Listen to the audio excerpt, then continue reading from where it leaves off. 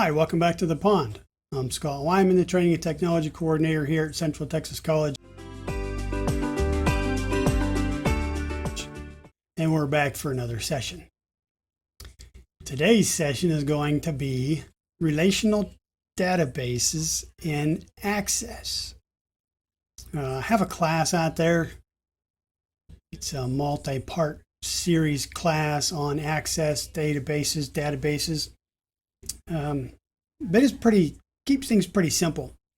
This time we're going to go with a multi-table database, and we're going to have a main table and then a series of smaller lookup tables, just to kind of keep information separate and keep things organized and make updating much easier. So let me switch over to my Access, and you can see that I have a blank database. I've named it ticketing. You can see up here on the top in the header, named it ticketing. And rather than entering table information, field names, data types, that kind of stuff, here into the table itself, I prefer going over to Design View. When you switch over to Design View, the first thing Access wants you to do is give your table a name. I'll name this table Tasks. Now we're ready to start entering our field information. Keeping in mind that a database is made up of tables. Tables are made up of records, and records are made up of fields. And then each of those fields contains specific bits of information. Now there can be other items in a database, such as forms, queries, reports, that kind of stuff. We'll see a few of those as well as we go along. We're going to start here with our field names. We're going to leave the ID field because we want each individual transaction that we document to have its own specific ID number. Now, if you want, you can do some research, or maybe I'll throw something in at the end of this video on how to create a concatenated key to make a ticket number field. Actually, we could change this. Let's change this to ticket number.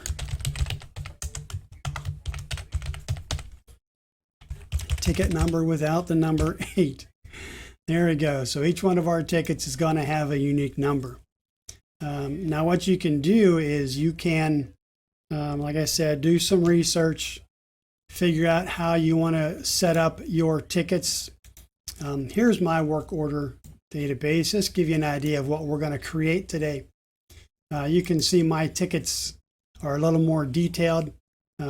My tickets contain the year, and then the Julian date, and then a specific transaction or input ID. So my ticket number is a little more in depth. But this is what our database is going to kind of look like today when we're done. All right, so there's our ticket number field set to auto number. It is the primary key. You'll notice the little key to the left of the ticket number field here. That means that each field or each record will have a unique number. It will not allow duplicate numbers. Once you have a record number 2, you cannot enter a new record number 2. There's also a downfall to this, and that is that once you delete a record, you cannot reuse that ticket number. Okay, so if you have a ticket number 25 and you delete it, you can't go in and manually enter a new ticket number 25 because Access won't allow that. Okay. All right, so next we have, and I'm going to try and put these fields in some sort of logical order the way you would enter the information as you're taking the input to this information. So maybe the first field that you would enter might be the customer name, okay? So we'll just use customer. We'll leave the customer field set at a short text. This means you can enter up to 255 characters. I don't believe many people's names are longer than 255 characters, so that should be fine. Then we'll put, we'll do customer department. And I'll abbreviate here just to make the name a little bit shorter. Customer department, and again we'll leave that as short text. And then we'll come down and we'll put in maybe the category. All right, what type of issue are they having? Is it an issue logging in somewhere? Is it an issue? Maybe they need some help with an access database, or maybe some Excel assistance, whatever. Maybe it's a student looking for information on or needing some assistance on submitting an application. Okay, so whatever their category might be, and we'll leave that short text as well. After that, you may want to put in the task itself. Okay, so we'll put task, and the task will switch over to long text because you may need more than 255 characters to explain the issue that the customer is having. Okay, leave that at long text. After that, we'll put in maybe the priority. Now, priority, we're going to do something a little bit different with priority. For customer department, and category, all three of these are going to have lookup tables. In other words, Access is going to get the information to put into those fields from a different table. Because these could change. There could always be new, right? Always a possibility for new customers, always a possibility for new categories. If you want to list out all the departments, by all means, you can do that in your lookup table. I don't know that I would do it here in this table the way we're going to do the priority, but priorities are pretty simple. There are 4 major priorities in my book anyway. It's low priority, meaning there's no rush. Normal means get to it as soon as you can. High priority means put it ahead of most other tasks.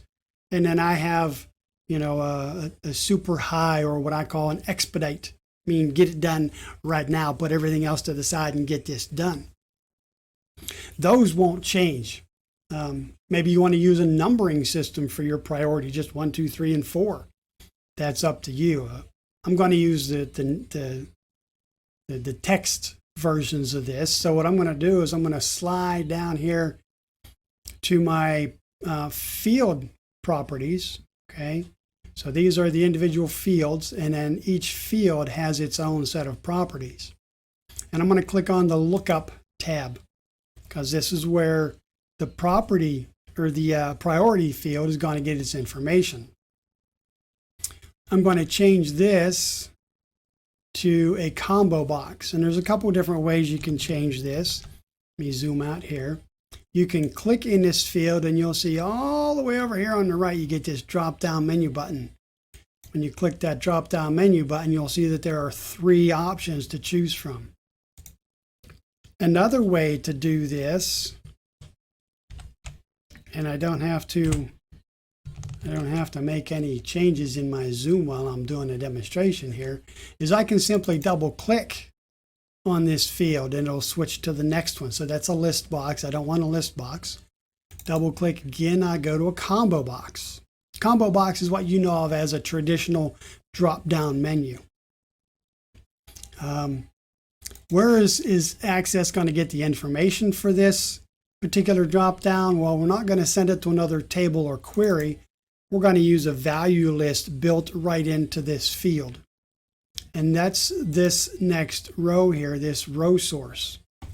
So I'm going to put in my individual priority options, low, and then follow that by a semicolon. The individual list items are separated by a semicolon.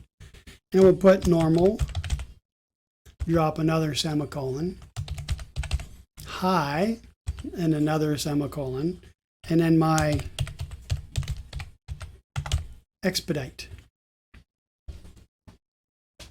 So that's all there is to creating a value list. If you have just a few options that you want to put into a drop-down menu button, then this is the way to do it. You make a combo box, you select a value list for your source type, and then you enter your row source information separated by semicolons. Really pretty easy. Okay, then we'll come back up and we'll drop down to the next area, and for this one we'll put in maybe start date. And you'll notice I am using what's called the Pascal naming convention, where I capitalize the first letter of each word. Just my personal priority. Access doesn't mind if you put a space in between them. Totally up to you. So for my start date, I'm going to change that to a date and time. Okay, date and time. And then I'm also going to drop down here to my field properties, and I'm going to set the format to short date. And you'll notice I'm just double clicking through the options again. Okay.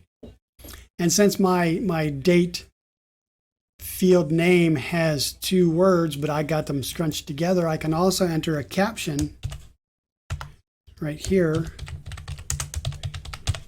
start date, and that will separate the 2 words. It'll assign a caption to it. Okay, instead of the field label itself, it'll put this caption up there.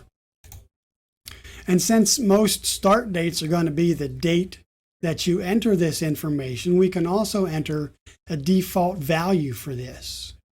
And to enter the default value is really simple. You put equals and then date with an open and closed parenthesis. Right? I know that looks kind of like a 0, but trust me, that's a left parenthesis and a right parenthesis. And then we can just tab out of that field. Come back up to our field names, and we'll put in, after start date, and that would probably be about all we would have on our initial intake. Oh wait, we need to know who's working on this. If this is just a personal database that only you're going to be using, then you might not need this field.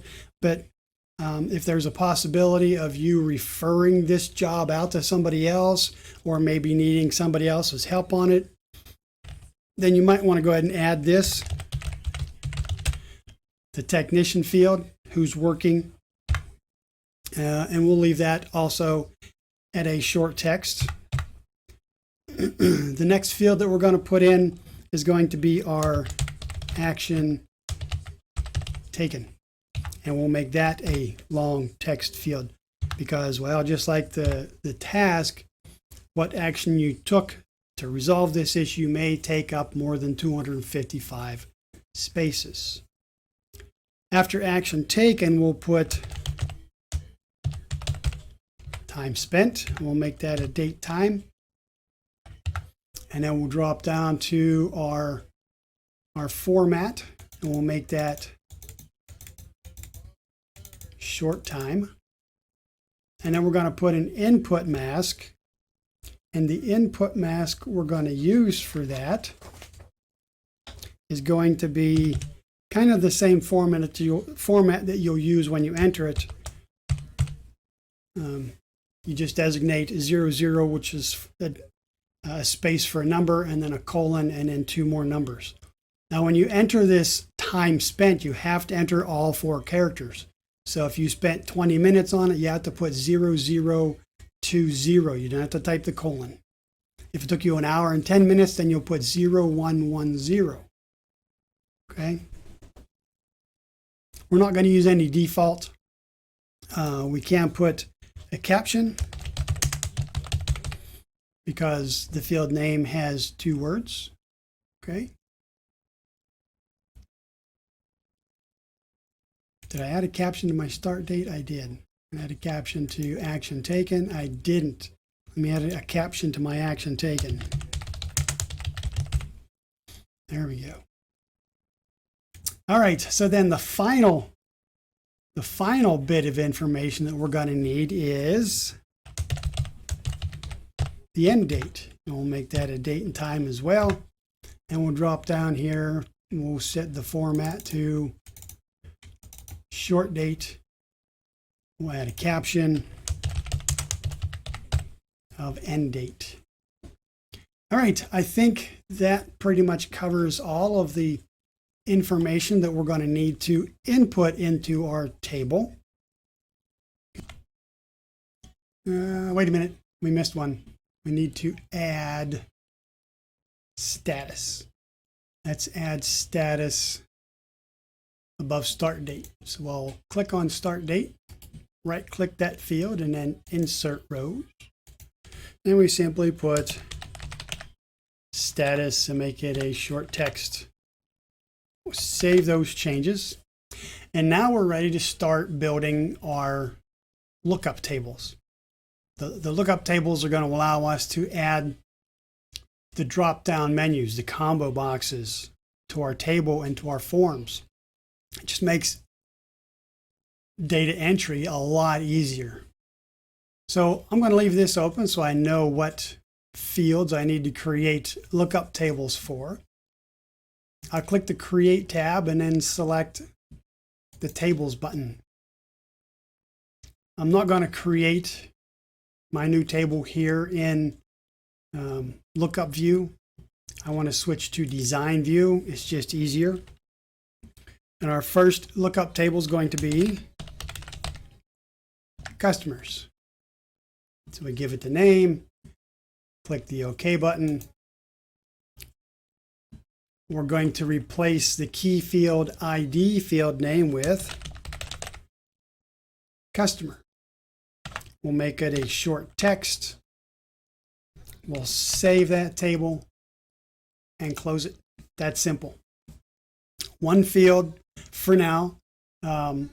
Later on, I'll probably do another one of these short tutorials, well, a short tutorial on a different way to use these lookup tables to where we don't take up as much physical space with our information. All right, next is going to be customer department. So we'll click Create again and then click Table. Switch to Design View, Customer Department. Click OK or press Enter, whichever you prefer. Replace the ID field name with Customer Department in its abbreviated form. We'll change to short text. And then we'll drop down here to the bottom in Field Properties and add a caption. Customer Department. Fully spelled out with a space. Save that field or that table and close it. Next will be category. So again, click Create Table. Switch to Design View. Category. Replace ID with category. Make it a short text field. Save it and close it.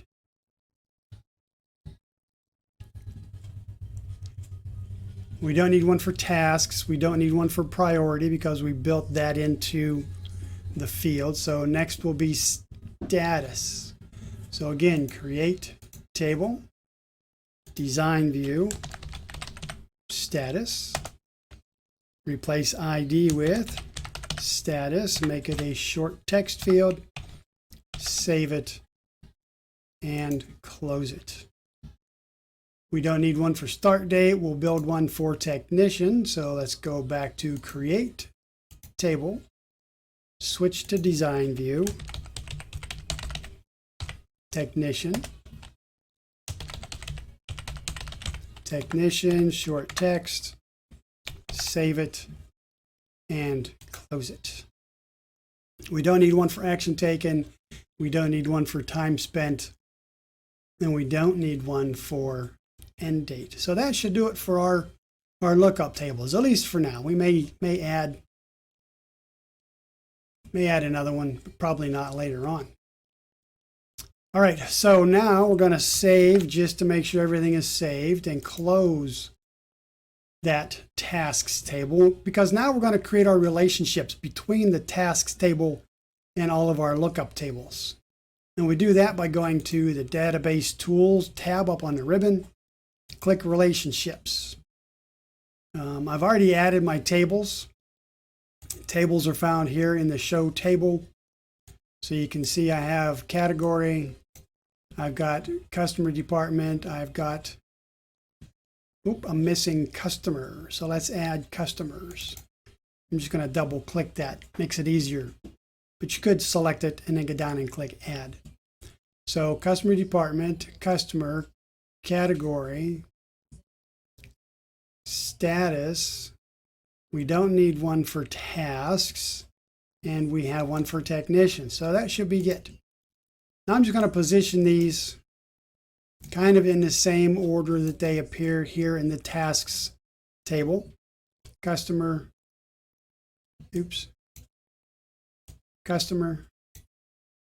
customer department, category, status, and technician. And the way you create your relationships is really rather simple. You're going to start with your primary table, which is our tasks table. And we click and drag from the field and tasks table to the field in whichever corresponding lookup table. So we're going to go from customer field in tasks, click and drag to the customer field in customers. Here you can see it connected customer with customer. It's going to be a one-to-many relationship. That means we'll have one entry in customers, but we'll allow many of those same entries in tasks. Now, we want to enforce referential integrity with this. What that's going to do is it's going to prevent what are called orphan records. So every record in tasks will have a corresponding customer in the customer table. We don't want a customer in here that's not in here, because that'll throw a wrench in or make it more difficult when we update or delete information. And that's where we're going to click these two checkboxes for Cascade Update and Cascade Delete. What those do is if we delete a customer in our customers table, it will also delete the customer in our tasks table. But more importantly, if we update a customer in our customer table, it'll globally update that customer information in the tasks table. So if you have 100 people in here named John Doe, and John goes and changes his name to John Deere, you change that name one time in the customer table, and it'll automatically update all of those records in the tasks table. So if everything works out, we're going to click the Create button, and there you can see the one-to-many relationship. This is an infinity symbol. It's not a lazy 8, which a lazy 8 is the infinity symbol, but we won't go there. It's the infinity symbol, so one-to-many. And then we simply do the same thing with the remaining lookup tables.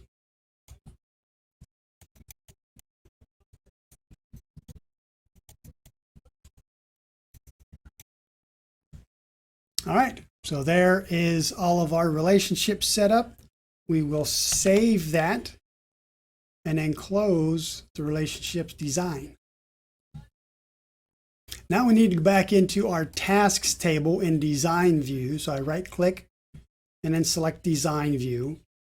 And we're going to associate each of these fields with their corresponding lookup table. So it's kind of like we did with the priority field. only we're going to send it out to a table or a query to find the information. So we'll start with customer. Now we're going to change the text box to a combo box. And this, I think, is where I need to just exit for a bit, because you need to be able to see all of this area. So to change from text box, we want a combo box instead of a text box. There's two ways to do that. The first way is that when you select this field, if you look all the way to the right, you'll see this drop-down menu button. You can click that drop-down menu button and then select combo box. My preferred way, and a second way to do this, is to just double click in that field where it says text box. So double click once, it shows the next list item, which is a list box. We don't want a list box. Double click again and you got the combo box. 6, 1, half dozen of the other, just depends on how much traveling you want to do with your mouse. So there's our combo box. It's going to be attached to a table or lookup table, right? Our row source type is a table. And our row source itself is going to be the customer field in that table. So we have to select the table that we're going to send this to. Again, you can come over here to the right and get out of the way and click this drop down. Or you can just double click until you see the field or the table that you want. We want the customer table. So you double click a few times, you got customer table. We're not going to get into the bound columns and column count and all of that, because that's the other way I was talking about earlier. You have to have two fields in your lookup tables for that. A number field, the auto number field, and then the name field, but later. Okay, so we'll save this, and then we'll switch to customer department. And we're going to do the same thing on the lookup tab. I'm just going to double click twice till I get the combo box. There's my table query for source type. I'm going to double click under source, and this is looking for, again, the table. So there's my customer department table. I can save that and then switch to category. Again, double click, combo box, table, double click until I get category. I'm going to save that. You don't have to save every time after you make these changes. It's just a habit I got into. We don't need one for task or priority, but we need one for status. So double click, drop down to row source, and we want status. There's status. I'll save that. We go to technician, double click, and we're looking for technician. Don't get crazy with your double click and you end up circling back around a time or two or three. They're in alphabetical order, so once you get close to the beginning letter that you want, slow down. Save that. We don't need one for action taken, time spent, or end date. Now, if I switch to datasheet view and I go to my customer field, there's my drop down. There's nothing in any of these lookup tables yet, but there's our drop downs. So priority has a drop down list because that was the value list we created. All right, so it's looking good. Now what we're going to do is we're going to create forms. Best practice for everything I've read and every database I've created is that for every field you have over here, you should have a form. If for no other reason than for updating or maintenance is what they call it. If you're just going to have this tasks table and you're just going to sit here and enter information into this task table and then use this as your sole source of information, well, you might as well use an Excel spreadsheet. Access databases are designed to be more user-friendly. They're more interactive. you're not sitting there looking at columns and rows and columns and rows all day long. We're going to create forms so that when you need to look at your categories, then you open it in a form and not just a table list. Okay, so this is pretty easy. You select the table that you want to create the form for. Don't open it. You just click one time to select it. So I have category selected. I'm going to click the Create tab up on the ribbon. I'm going to slide over here to the Form Wizard, because why not let the wizard do the work for you, right? So you click Form Wizard. This is the table I want to create my form for because I had it selected. There's my category. I want to move this category from the Available Fields area to the Selected Fields area. A single field, there's two ways to do it. You could double click the field and it'll move it over. Or you can select the field and then use this Move button in the middle, whichever you find easiest. I'll click the Next button in my wizard. For my lookup tables, and I know this is going to sound kind of weird, I like to use the tabular look because it makes it look like a data sheet. It's going to give me a list. It's going to have my field name at the top and then a list of my different records. Okay, very similar to the table, but in a form. I'll click the Next button, and this time I want to go in and modify the form's design. There's the name for my form category. You can leave the name category because it's going to show a separate area over here in our objects pane. Okay, these are tables. Below that it'll have forms. So modify forms design, click finish. And this is real easy modification. I'm going to click to select the label or the caption, and then I'll click to select the field itself. I can move my form background over so that I can easily grab these sizing handles on my field. I'm going to just drag that to the left. Just click and drag to the left. Now I want to resize to make sure that both of these are the same size. And rather than clicking and dragging, although you could click and drag, I'm going to open the property sheet and I'm going to come over here and I'm going to find height. So let me zoom in for you a bit. Here's height. And there's nothing in there because I have two different objects that are two different heights. So I want to make sure that these are both 1/4 of an inch tall in height. So I just put 0.25. Press the Enter key. And now when I come over here, you can see these are both the same size.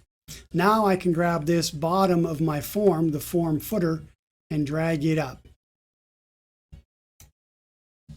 And that just is going to put my records a little bit closer together. All right, so I'll zoom out and I'll save this and then I'll switch to form view. So there's my form. There's nothing in my form right now. So let me just add a couple categories. A couple categories for me might be form update, tab to the next record, new form, tab to the next record. Of course, it would help if I spelled it right. Maybe web page update, workflow update.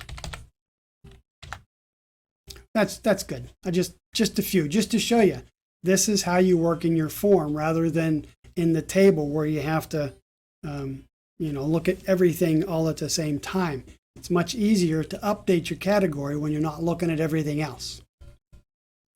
Now I've added these records. I don't need to save this table after adding records. It saves automatically once I tab down to the next record. So I can close this. And there's my form labeled category. Okay. So now I'm going to do customer department. So I click once to select it, create, form wizard, and I'm going to go through the same process for my remaining lookup tables.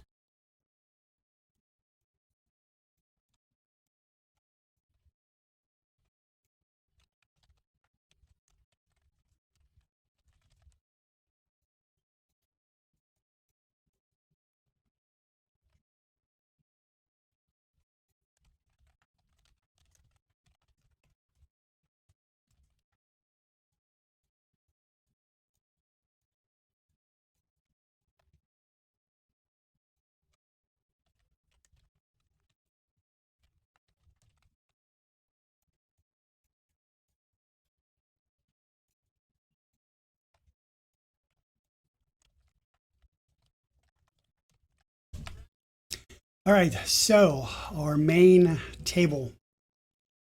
Time to create the big form. This is going to be a little bit different type of a form. It's not going to be just a standard form like the lookup forms that we created. This one is going to be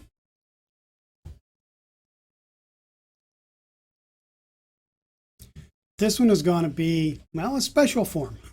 So with the tasks table selected, let's click the create button or the create tab, and then we're going to go to more forms. And under more forms, we want to select split form.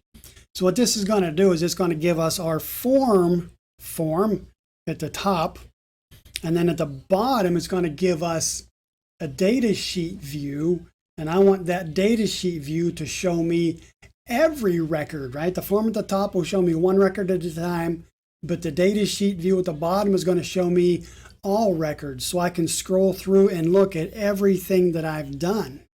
Let me show you again mine. Here's mine. Okay, here's my single record form, and below that is the data sheet view of every record I've done. So again, if I click on a record down here at the bottom, it fills that information in up at the top in the form. So if I need to make a change, I make the change here, not in the table itself. Okay. All right, so our special form is the split form. So this view is what's called the page layout view or the layout view. I know that because I can see it down here at the bottom. We have these three view buttons. This is the form view, this is the layout view, and this is the design view. So we're in layout view, and while it's not a bad view, we just can't do what we need to do here. We need to switch to design view. So let me switch over to design view. There's design view, and design view, it hides the bottom part of the form because there's nothing you can change in that data sheet view other than column widths. And well, you can do that from form view and then just save the changes. So if I want to change this status field, I want to change the width. Let me bring my form background over just to get it out of the way.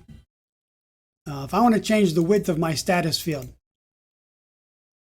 general practice tells me to select that field, grab the sizing handle on the right side, and click and drag to make it as wide as you want.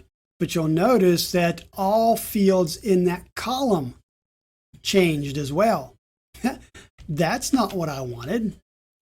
So what we have to do in this particular instance, when it creates this form, it puts them into what's called a stacked layout. So we need to select all. So Control A, we want all of the forms, all of the labels. We don't need this information up here in our form header, so we Control and click to deselect those. Now we're going to go to the Design tab and bring up our property sheet. Now we're going to right-click in any one of these fields. Any one of them, doesn't matter which one. And we're going to scroll and we're going to slide down here to layout. And we want to remove the layout. When you remove the layout, now it's going to allow you to resize each field independently. Okay. Now I want to make 98% of my fields all the same height. So I'm just going to click and drag, and when you click and drag here in design view, you don't have to encompass everything that you want to select. You just have to touch it with your selection square. So just clicking and dragging this far will select all of my fields, all of my captions, or all of my labels.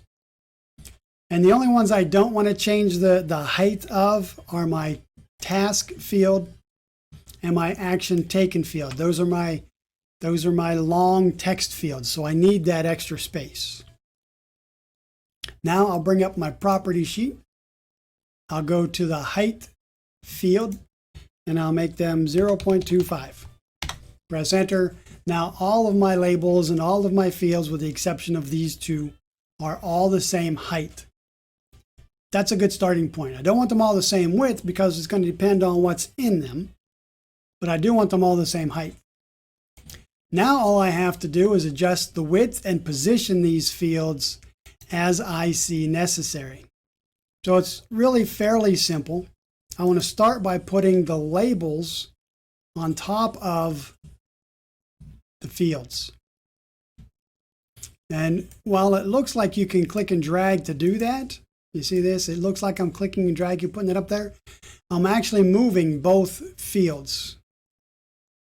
Or I'm moving the field and the label.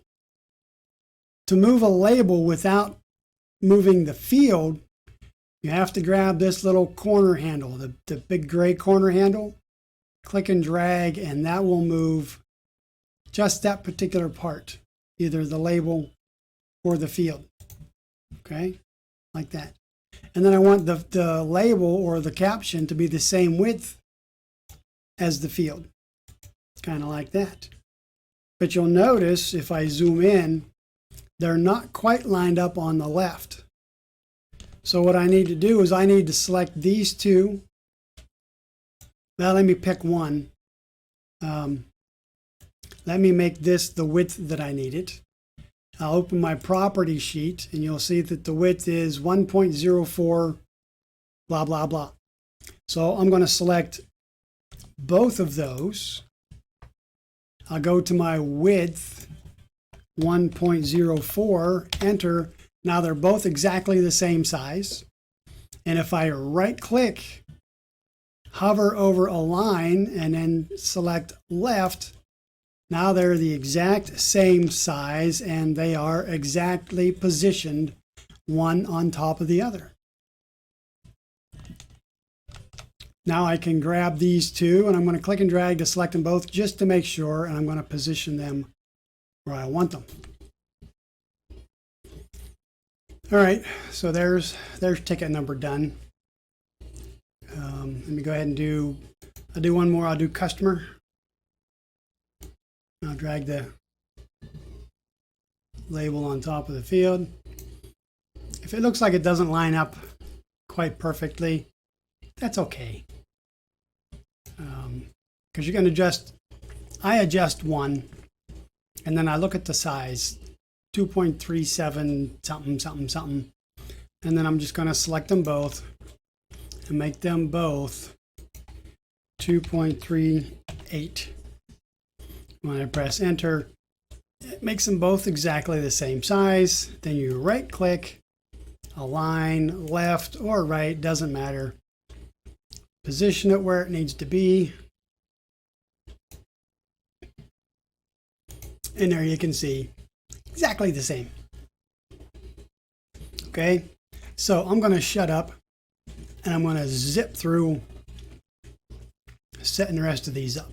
Okay, talk to you in a minute.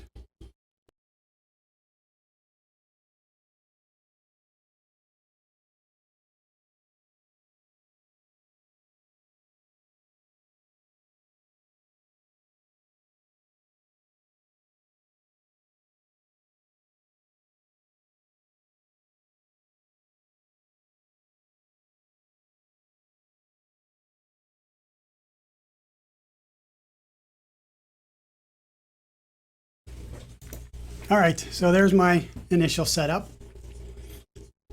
Is it exactly like it was when I created the fields? No. Is it exactly like it was when I created the form? No. So there's a good chance now that my tab order is off. So if I start here, ticket number, well, let me just go to the form view and I'll show you. There's ticket number.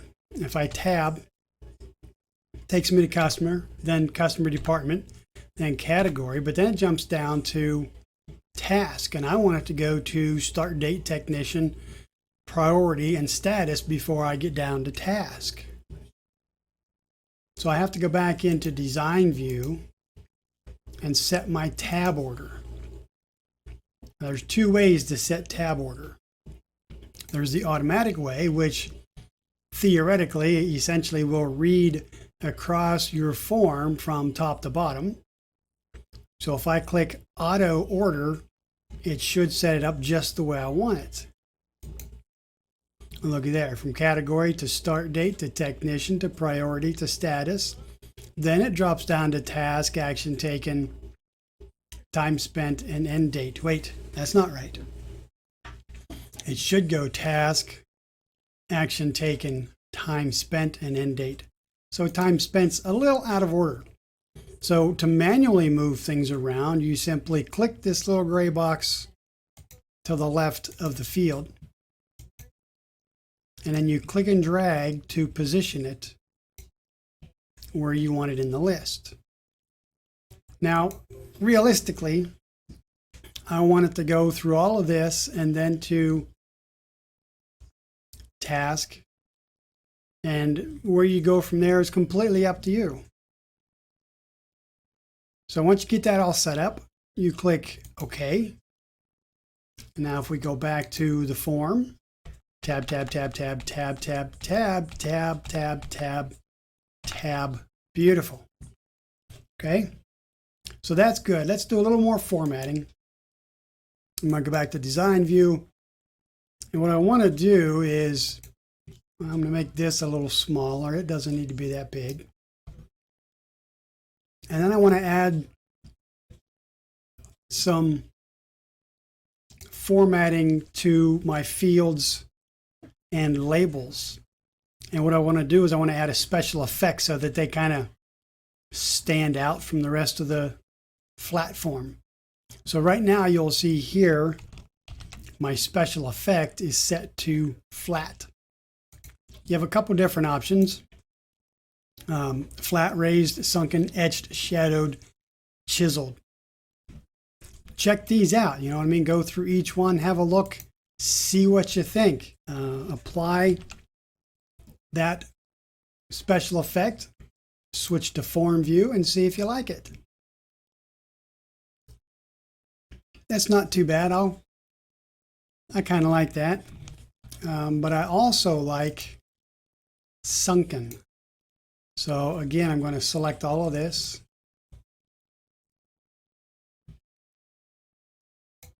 And I'm going to change this to sunken.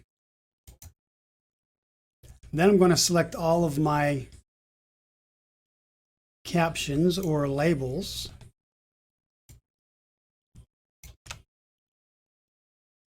And I'm going to give them some background color. Let's give them this a darker green.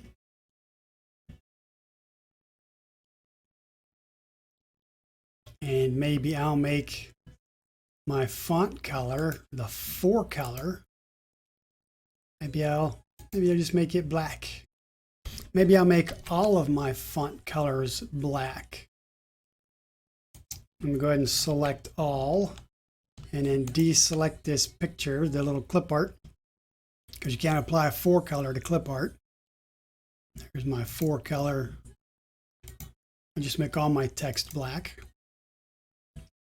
And then if I look at this in form view, you'll see that the fields kind of blend in with the rest of the form. So let's give the form itself. Or you could or you could give the color to the fields. It's up to you. This is what it looks like if I give some background color to the form itself. I'll give it this lighter green. We'll stick with the theme there. Okay, so there's light green, dark green. Or I could take that away, leave it on automatic, and then apply the color to my fields.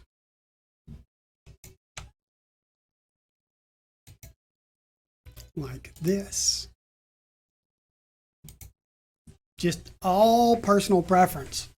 I mean, you could do both of those, and then maybe give your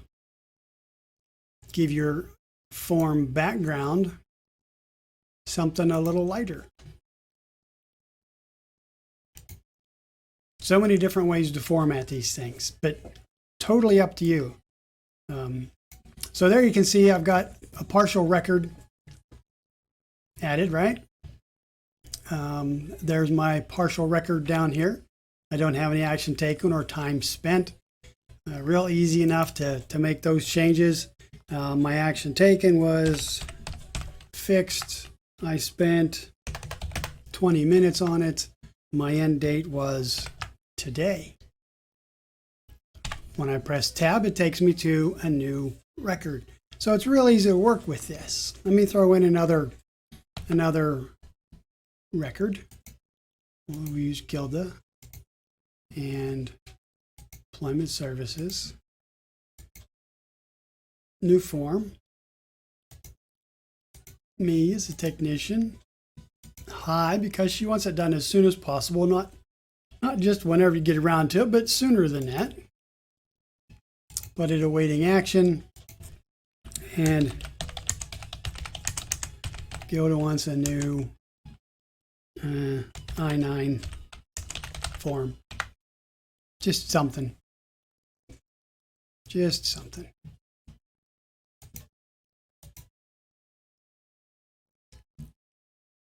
So here again, you can see I can switch between the two projects.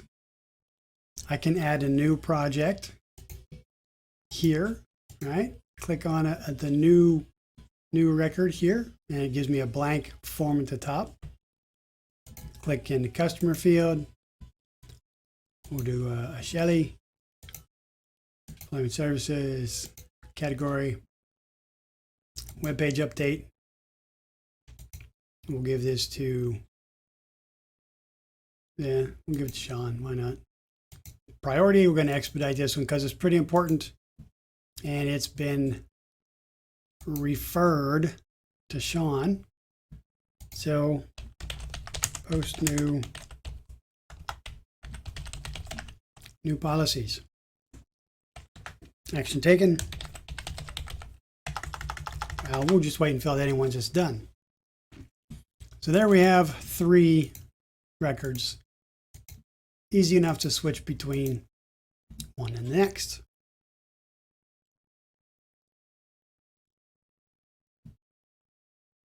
All right, so let's add a button. I want to add a button up here at the top to start a new record. I don't want to have to come down here and click. I don't want to have to go to the end of my last record and press tab. I want a button that I can click to open a brand new record. Real easy to do. We're going to switch to design view, and you'll notice I'm using different ways to switch into design view just to give you the idea of what we're doing. I'm going to move this up. And I want to put my button up here in my header. Now for this, you want to make sure that your control button wizard, I always say command, but it's control button wizard is turned on. Why do I say that? Well, if I just click this button up here, this is my command button, come down here and click to add my new button. If I didn't have my control wizards turned on, then I wouldn't get this dialog box. Let me cancel that and show you. your control wizards are found right here. All right, if you click the More button under Controls, More, it opens this little drop down. One of these options is Control Wizards. You'll know if it's turned on or not because it will have a background around the icon, or a background behind the icon. So that's turned on.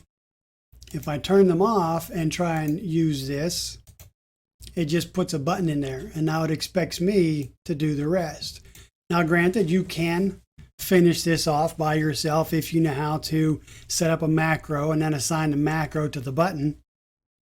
But that's a lot of extra work that you don't really need to do. Just click on this More button, turn on your control wizards. Now when you place your buttons, it's going to open the Command Button Wizard. So for this, we want a simple record operation. So we click Record Operations. We want it to add a new record. So we click Next. I want the button to say Add New Ticket. Click Next and finish. I don't worry about naming the buttons in the background. So here's my new button. I can position it. Boy, it doesn't want to play, does it? There we go. I can make it bigger. That way it's easy to find.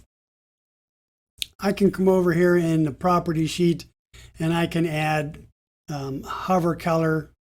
We'll add a hover color. So that when I hover my mouse over it, it'll turn yellow. And when I press it, it'll turn red. Okay. That's not necessary stuff. It's just fun stuff. So I'm going to save this. I'm going to save my form. And then I'm going to go to View, and there's my button. Now watch when I hover my mouse, looky there, it turns yellow.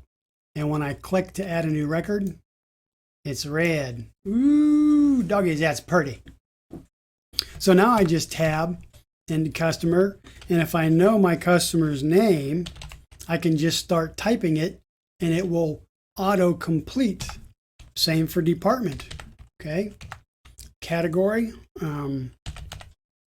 new form, I want new, I guess I don't have new workflow in there. There we go, workflow update, that'll work. Technician, we're going to turn this over to soft docs. Priority is high, status referred.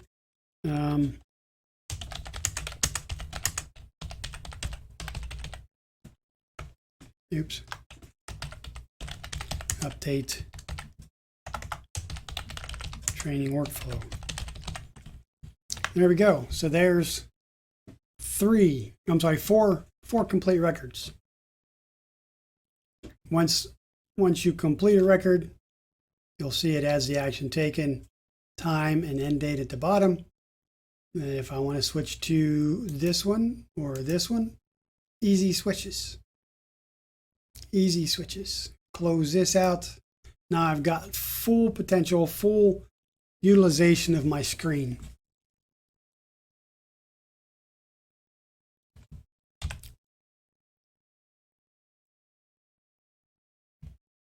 All right.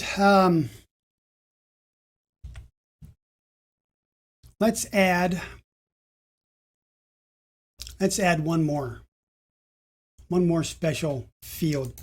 I'm going to close this form, and I'm going to open my tasks table in design view, and let's add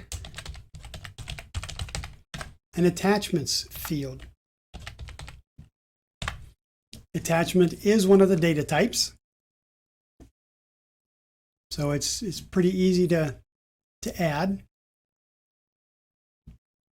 We add the field, save it. Then we go to our tasks form, open it in design view. And we want to add an existing table because we just added this, or add existing fields. So here's my attachment field. I'm just going to drag it over. And I'm going to copy the format from my existing fields and labels. Like that. Like that. And then I just have to bring this over on top. Like that. Position it.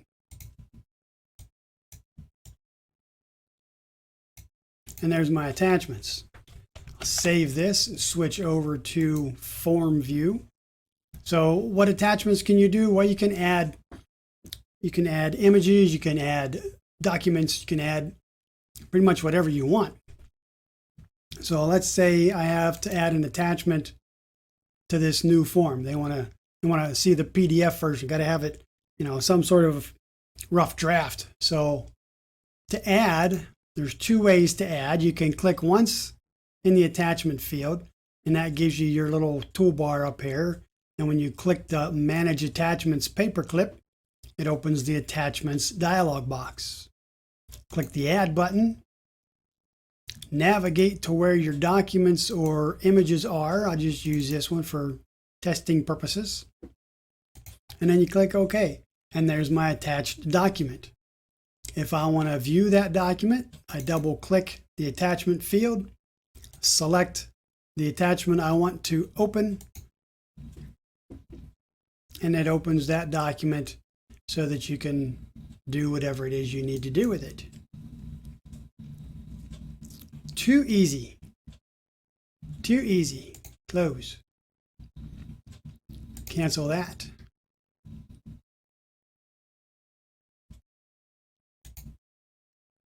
Let's drop down to this one and let's add an image.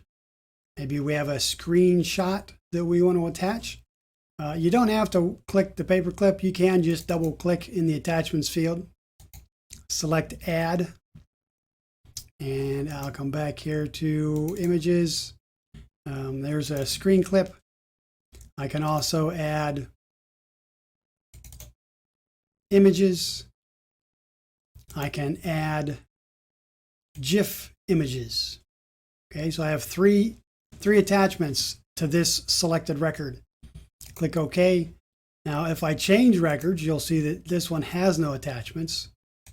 This one has no attachments. This one has the PDF. This one has all of the image attachments. So if I double click, say, OK, let me see the bonfire. You open, and there's the bonfire. Or if you want to see the screen clip, there's the screen clip. Or maybe you want to see the GIF.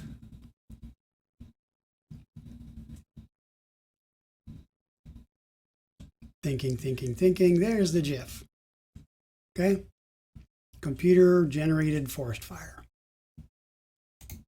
So that's how easy it is to add an attachments field to your table and to your form. And down here in your datasheet view, it shows you how many attachments are added. So pretty handy. Pretty handy.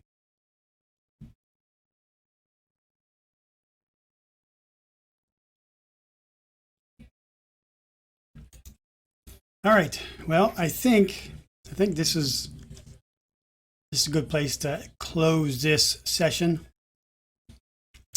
I will do another shorter session, just to kind of beef this up a little bit. Add a few more buttons. We'll make it a little more streamlined, that kind of stuff. So for now, I'm going to say stay safe, stay healthy, and stay happy. And we'll talk to you later.